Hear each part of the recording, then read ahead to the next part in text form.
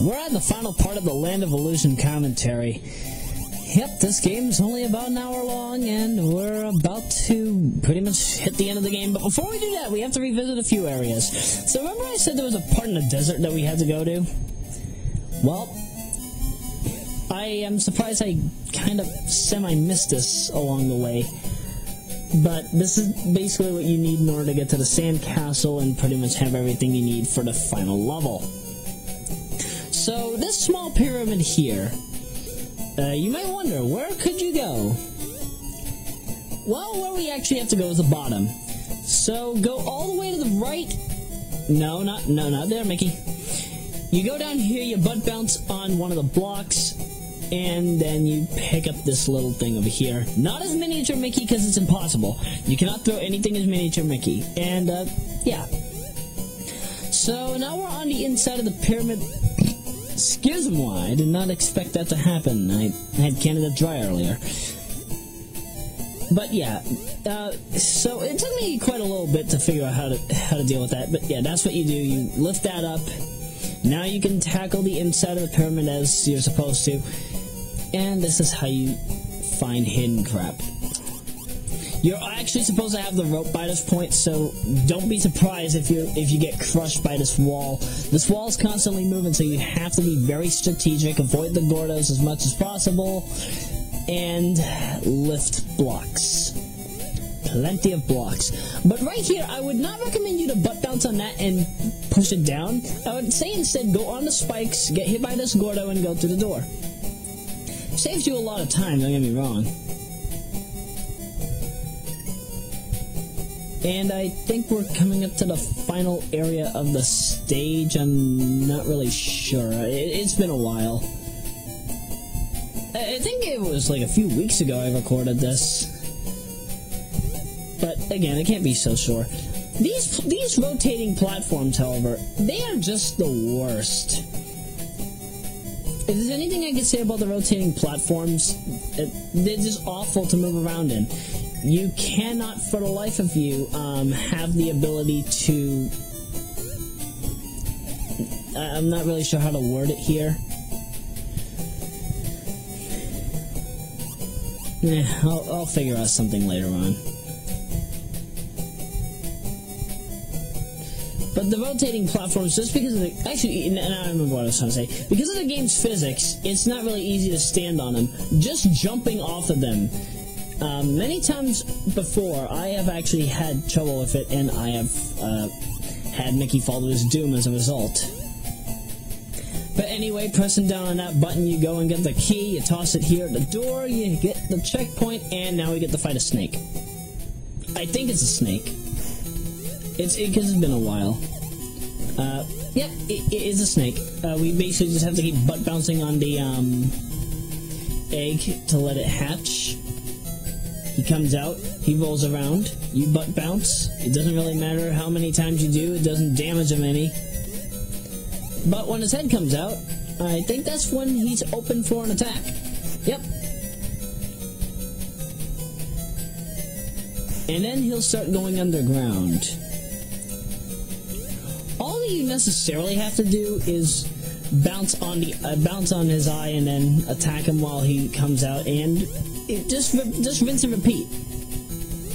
The battle's over in probably like 3 to 5 hits. Right there. Right there. He'll give you the beans that you need in order to, the walking shoes. The cloud walking shoes so that you can go on the beanstalk, and, yeah, stage is over. So now we can go to the sandcastle, which is not really that far away. You know, if I knew I could take, if I knew I could just walk to the right, I probably would have, yeah, we probably would have saved about 5 seconds. But it's not like this commentary is really going anywhere. I'm just talking. On these sand slides, you actually need to jump for once.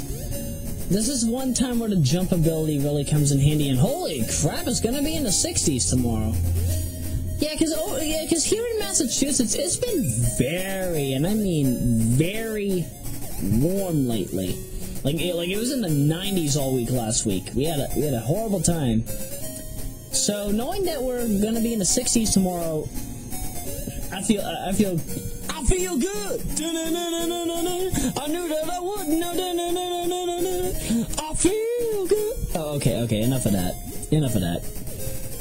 I'm not really in the mood to sing right now. No, seriously, I'm not really in the mood to sing right now. I don't know why I'm singing. And I intentionally get hit here so that the crab meat can give you no harm. Because apparently you can't knock them into the sand. They somehow find a way out.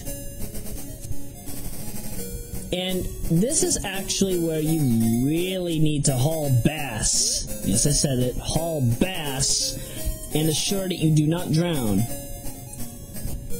It is mandatory.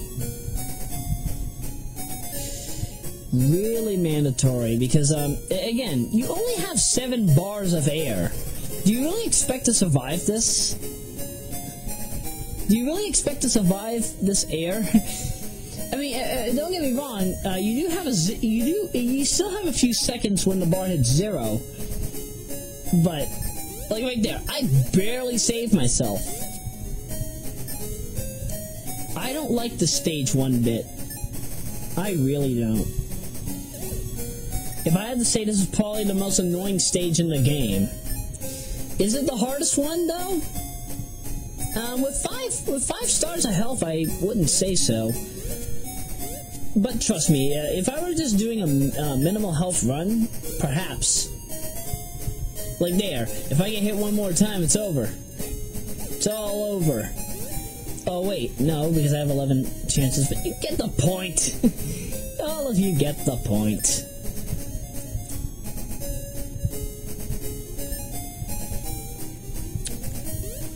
And, wait, is it... you actually have to be out of the water for half a second, aka get on a platform and stay out of the water in order to regain all your air back. I think it's explained somewhere in the instruction manual, but how would I know? I've never used the instruction manual, nor have I ever seen it. Yep, that's right. I am playing this game on emulator. And, well, for most games I play on emulator, mostly because, well, I mean, I've got the majority of physical cartridge versions of the game, but might as well take a look and see how they work on emulator. Because in actuality, I feel that certain games work better on an emulator than they do on actual hardware. And then just getting recording hardware or software for your computer or console is just not easy to do either. But either way, this is the second hardest boss in the game. Essentially, what this mother crab meat, that's what I'm gonna call it. That's what I'm gonna call him or her. Mother crab meat looks as if he or she is a major threat.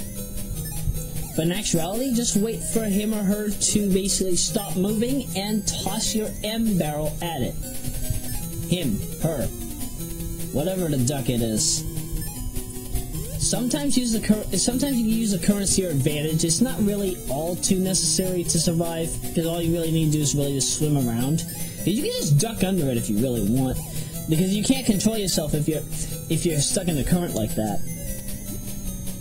But it appears after a few hits, yeah. Donald Duck can't swim. This is funny, because he's a ducking duck. This makes no sense. I'll tell you what, though, I cannot do a Donald voice. If I had to say, like, if I had to compare, I'm probably right up there with Clement in terms of difficulty when it comes to doing Donald voice. It's not easy. It's not easy to do a duck voice. But basically, you got the bean. You got the bean you needed. Now you see that pit? Drop it in there, and what will happen is this. It's Mickey and the Beanstalk all over again, except Mickey doesn't have his Mickey and the Beanstalk clothing.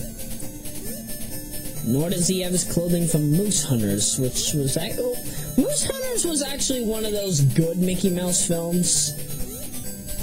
Kinda wish that we actually got to see more of it, though.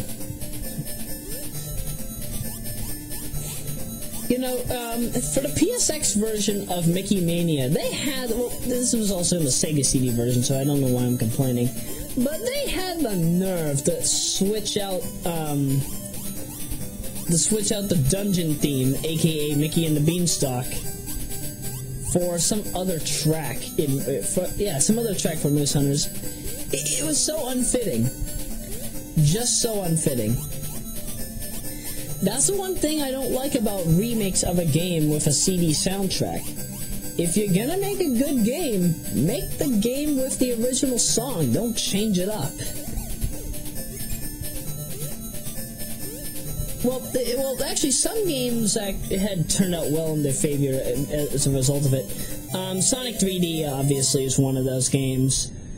I would say the Sega CD version of Mortal Kombat is not as better as the version on the Genesis, but I could say it's kind of up there in terms of quality towards the original game. So that's something worth saying, I guess. And as far as I'm aware, we are in the last 9 minutes and 12 seconds of this game, and it's just the final level.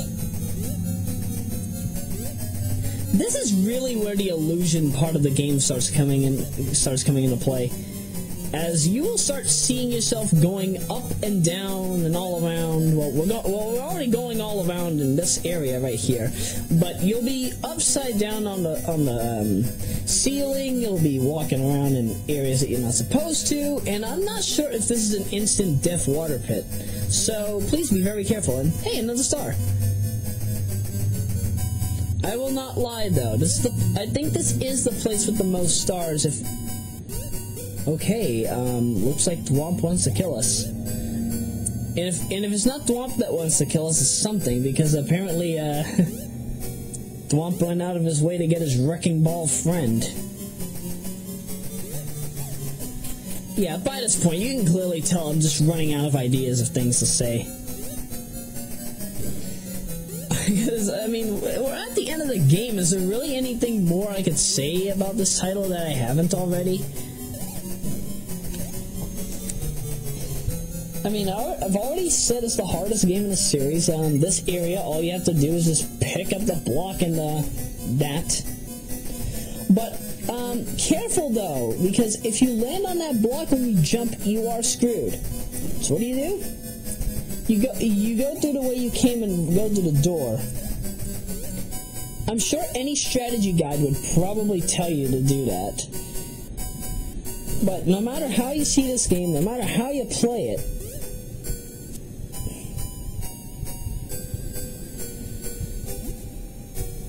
doing these things are just not easy. Especially with Mickey's physics. Kind of wish Mickey had some kind of better movement to himself. Or, I kind of would have liked it if this game was available on the... I really don't know if I can say that I would have wanted this game to be on a Genesis and Mega Drive. Could it have done better on the Genesis and Mega Drive? Perhaps. Probably not. That's usually my opinion for when I have mixed feelings towards something. So I'm saying perhaps it could happen, or perhaps it could probably not happen. But again, that's just up to the creator to... Whoa! Okay, I did not know you could do that. So apparently if you toss the key into the door and go down one screen, the key will actually stay there. I did not know that. I assume it's a glitch, but if it somehow comes in handy one way, shape, or another, I'll take it. And it probably could also come in handy if I'm trying to find any, like, extra glitches to the game, perhaps. But again, I'm not really sure what to say at the moment. Everything's just a big white blur right now. And that was very stupid of me. I did not mean to go through there. I meant to slowly jump, walk under the spider, jump up again, keep walking, jump over that little red diamond, ignore the round thwomp, even though it doesn't have a face, I'll still call it a thwomp, and go to the door. You don't have your key anymore, but you have a mutant door. You're actually not supposed to go in here yet. Wanna know why? Because if you go through that door to the left, what will end up happening is you will get an acid pit and you will die. So you have to jump all over these thwomp-like spikes, hit the door over here, then you can hit the button that will disable the acid and turn it into water. That's actually a wall there. They don't say it's a wall, but it's an invisible wall. That pillar, column, whatever it is. Now all you do is just go down. Obviously, you have to make sure that you get down there within the amount of air that you have. Of course, while avoiding getting hit. I clearly didn't avoid getting hit, but what can I say? It's the end of the game. There really isn't anything to do at this point. And I'm figuring right there was something that could have maxed out my health. But whatever. We're fighting Phantom, who I actually recently found out is the same Phantom that's in the Black Cauldron and I think Fantasia, they said. Yeah. That's just baffling to me alone because, you see, I watched Fantasia and I watched the Black Cauldron when I was a kid. Well, at least the abridged version of Fantasia, and I saw plenty trailers for the Black Cauldron. And some of them pretty much showing off the entire movie, at least half of it. But I will not lie, if there's anything I really love about Phantom, it's just the creativity that Disney had come up with him. Or at least the Disney developers after Disney died. You know, I wonder if he's still cryogenically frozen right now. But back to what's on screen. Phantom has 3 forms, or 4 forms. His first form, you basically just keep wailing on him whenever he teleports here and there. Second form, you have to pick up blocks and toss at his head while he's on the ceiling, and in the third form, he basically is just doing whirlwinds and whatnot. Few hits, and he's down for the count. You then get this Chaos Emerald-looking jewel from Sonic Labyrinth, and the game is officially over. Minnie Mouse gives you a kiss. And that's Land Evolution in a nutshell. I won't lie. If I were playing this on actual hardware, I kind of feel that I probably might have taken more than 2 hours with this game, probably trying to find all the stars or whatnot. But I don't know. It probably would have gotten a bit reckless. Probably would have gotten a many game overs. Horace Horsecollar is the name of that character from Part 1 who I thought was a ducking moose. Fortunately, however, for us, I was able to edit that in the description, so it's not like anything was ever unnoticed. No, the word is noticed, not unnoticed. What am I thinking of here? And saying, meanwhile, you know, I'm just looking here on NBC News. I watch local news from 4 to 6:30. And they're currently talking about Anthony Weiner. I will not lie, though. CBS got us a decent amount of jokes about Anthony Weiner today. Rachel Ray said that she brought a whole bunch of wieners on the talk. Whole bunch of wieners on the talk. And even on Family Feud today. I think he's a U.S. Marine or whatever, but he was on Family Feud, and he mentioned, he basically answered private parts, but we all know what he wanted to say. But the question was, name a body part that you that you would think is a woman's if you were blindfolded, or something of the sort.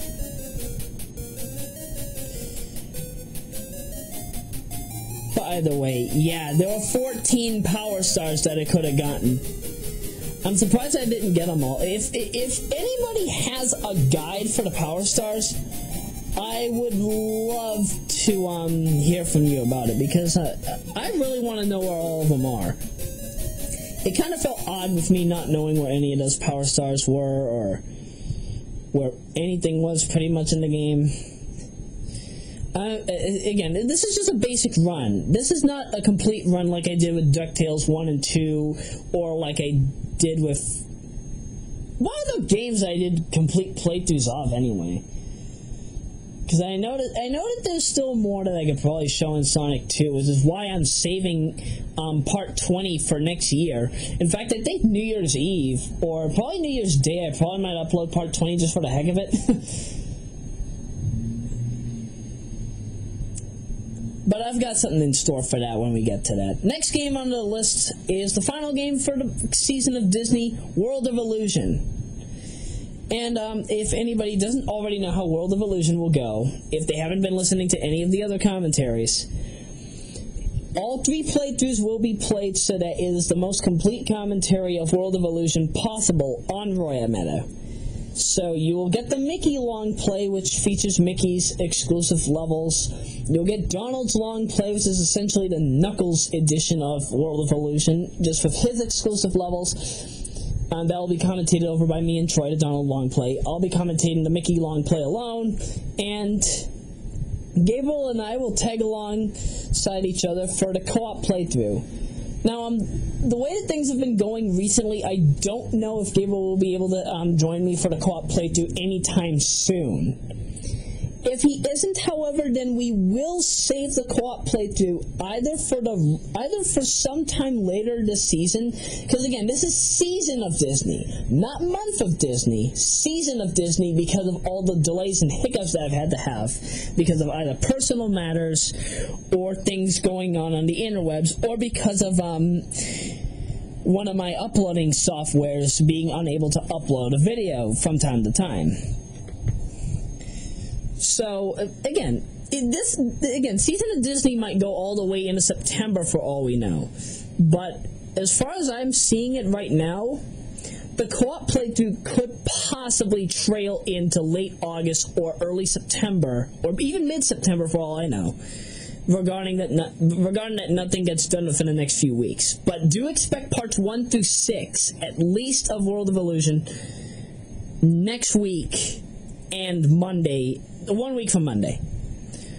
So basically parts 1 through 5 next week, and part 6 1 week from Monday.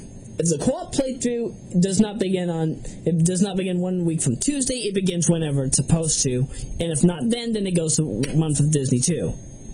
Or Season of Disney 2, whatever I'm gonna call it. Because I plan on doing Season of Disney 2 in November, but I'll do a big video for that when we get to that. So I'm Royan, and have a good day. That's the best way to end this video.